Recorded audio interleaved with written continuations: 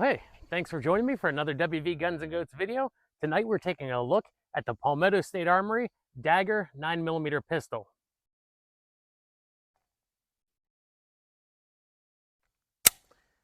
Alright, so now before we get started, I would like to ask you to please like this video, leave a comment if you feel so inclined, and hit the subscribe button to join the herd here at WV Guns and Goats. Now, I will say that I did purchase this gun because the biggest advantage that the PSA Dagger has versus some of the other guns on the market is the price. I've seen these guns as low as $299, and when I saw it at that price, I just had to pick one up for myself. Now, if you do decide to pick one up for yourself, I've got a link down in the link tree below, and it would really help our channel out, help me continue bringing you this content if you shop that link. Let's go ahead and get into the review. Now, when you start to get to an inexpensive pistol like this, you start to wonder just where did they cut corners on something to keep that price so low? Well, one of the ways that PSA keeps the price down is they manufacture these guns in-house. They make every part in this gun in their manufacturing center. And since there's no middleman, no distributor network, they sell direct to you. That's one of the reasons that they can sell these pistols so low. Another thing I did before I bought this gun is just like you're doing right now, I went to YouTube and I watched reviews, and then I went and checked forums and Facebook groups, and everybody seemed to have a generally good opinion of this pistol. So I didn't have a problem picking one of these up for myself. Now let's talk about just what you get in this nice budget handgun here. First off, we're going to talk about the slide here. As you see, I have a red dot mounted to this. This is the ADE Artemis red dot sight. Now that is an RMR footprint red dot. This slide is cut to accept any of the RMR footprint red dots. Now they also have Doctor and Vortex cuts as well. Next up, we have the sights here. Now you can get these high suppressor sights that you see here, or you can get a traditional low 3-dot sight. Next up, we have the slide here. I decided to go with these lightning cuts, but they have about 4 or 5, maybe even 6 different slide types that you can get, and they're all pretty aesthetically pleasing and there for you to customize the pistol just how you like it. Next up, we have the barrel. I got the unthreaded model here, but they also have a threaded model available. Then we have the frame. Now these frames are available in black, tan, OD green, and this gray here. So you can choose a color, furthermore, making it your own. We have a rail section for lights and lasers that you want to add to the gun. And then this is a Gen 3 Glock copy, so it takes Glock magazines. This is the size of a 19, so your standard magazines are 15 rounds. You can get the 17s and the 33s for it as well. Also, being a Glock copy, the trigger. Now, PSA uses a hinged safety on their trigger, much like an M&P. However, if you don't like that, if you want a traditional Glock trigger with the little dongle sticking out, you can change it out. Let's take a look here at the frame. You'll see we've got some stippling here on the back strap. We also have some on the front strap here and on the side here. Now also on this side, we have an extended slide release and a little bit of an extension on the mag release. Also, the gun has a little bit more curvature to it than a standard Glock frame does. But those are a majority of the features of the Palmetto State Armory Dagger. Now they offer these in packages with multiple magazines. You can get them with a soft case that also comes color matched to the frame, or you can just get the pistol by itself, and that comes in a cardboard box with a foam liner that's all cut out to fit the pistol. And one more thing I did forget to tell you about the PSA Dagger, you can also get the slides in separate colors if you want to go for that two-tone look. Now I mentioned you can get this with a color matched soft case. This is mine. It's gray, just like the gun is. Has the PSA name embroidered on it and the Dagger logo there. Has a clear identification pocket. Has these really nice big zipper pulls on it. If we flip it up here, we see we have a clear pocket that holds the manual, and there's some stickers in there that it comes with as well. Now down here, it's a Velcro backed, so you can rearrange these pouches. It comes with a 2 magazine pouch.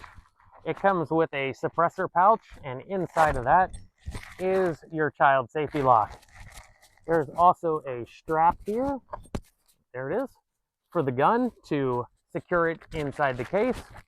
And it also has a cover plate if you're not going to put an optic on it. Next up, we're going to do some shooting with the PSA Dagger. As I said before, we've already put 500 rounds through it without a hiccup.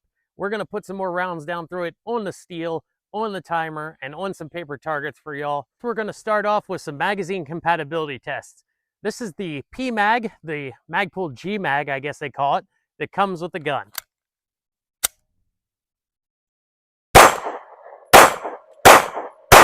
Next up, we have a Glock brand Glock magazine. Now, for YouTube's sake, this is not a 33 round stick mag.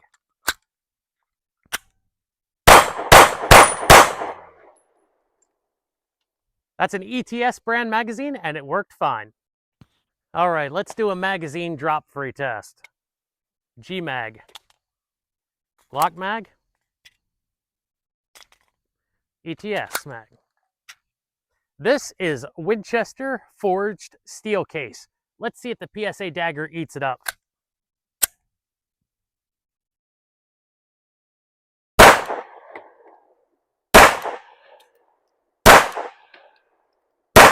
AAC, 124 grain, 9mm, full metal jacket.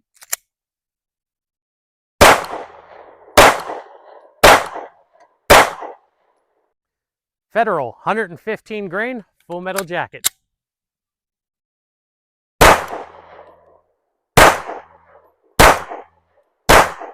CCI Blazer, 115 grain.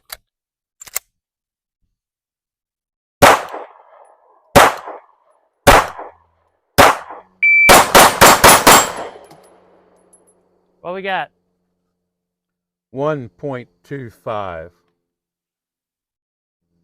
All right, again on the timer.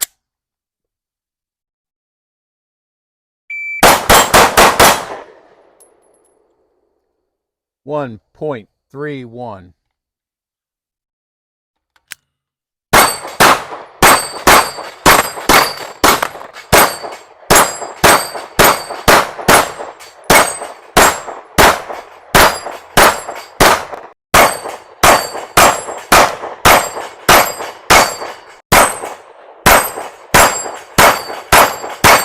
Now, once you're done shooting your PSA Dagger, you might want to take it down for cleaning. We're going to go over the field strip disassembly right now for y'all.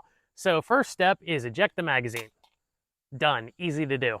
Next, look into the chamber and make sure there's nothing in there, that the gun is not loaded, that there's no round in the chamber, and just rack it a few times just in case. Because the next step, you have to pull the trigger, and that's to decock the striker assembly.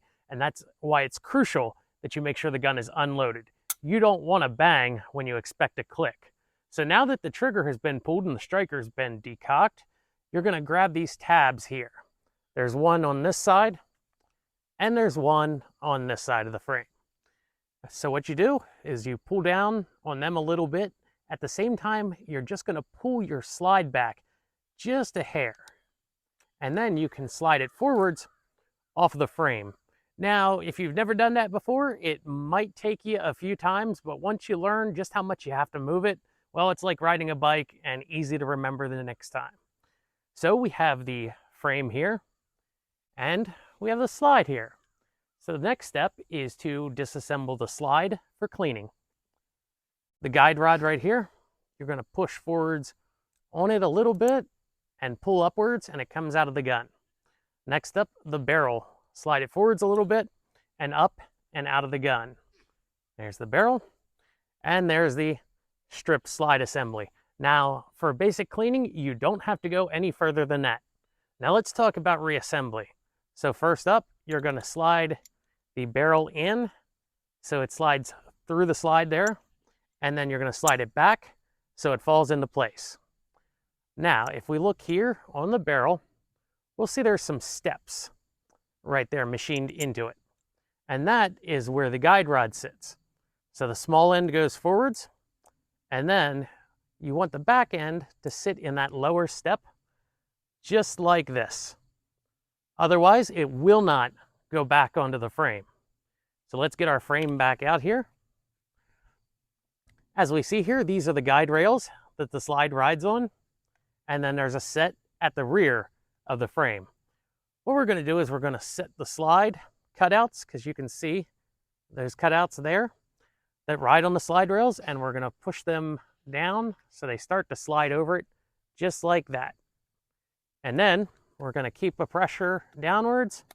No need to force it. If you're forcing it, you should try disassembling it again and reassembling it, because you don't have to force anything to get your gun back together. And once it's to the rear of the frame, just rack it and the slide is back on the gun and your reassembly is complete. I'm going to give you some thoughts about it. And first off, reliability. I've had some more expensive guns than this that have given me all kinds of problems. And this little gun here just runs and runs and runs. We've put over 500 rounds through it without a problem. Next up, customization. There's a lot of more expensive handguns than this one that don't have the options that the Dagger does. You can't just go and purchase them with different optics cuts, different slide cuts, sight options, frame and slide colors, etc. You can't just get that on a lot of your handguns out there. If you're a new shooter, I think this is a great option for you. Maybe you've been to the gun shop and you've seen a lot of handguns and they seem to start at $500 and up. This one is made for the everyman. Those new shooters, give this gun a look. As reliable as it's been, I have no problem recommending the PSA Dagger for those of you who want a handgun that you're going to use for self-defense, home defense, competition shooting, or all-around use. And now, once again, I picked this up for $300, and I have been extremely happy with it. And I hope you will too. Thanks for watching our video. This has been another WV Guns and Goats production. And remember, if you're not out there having fun shooting, what are you doing?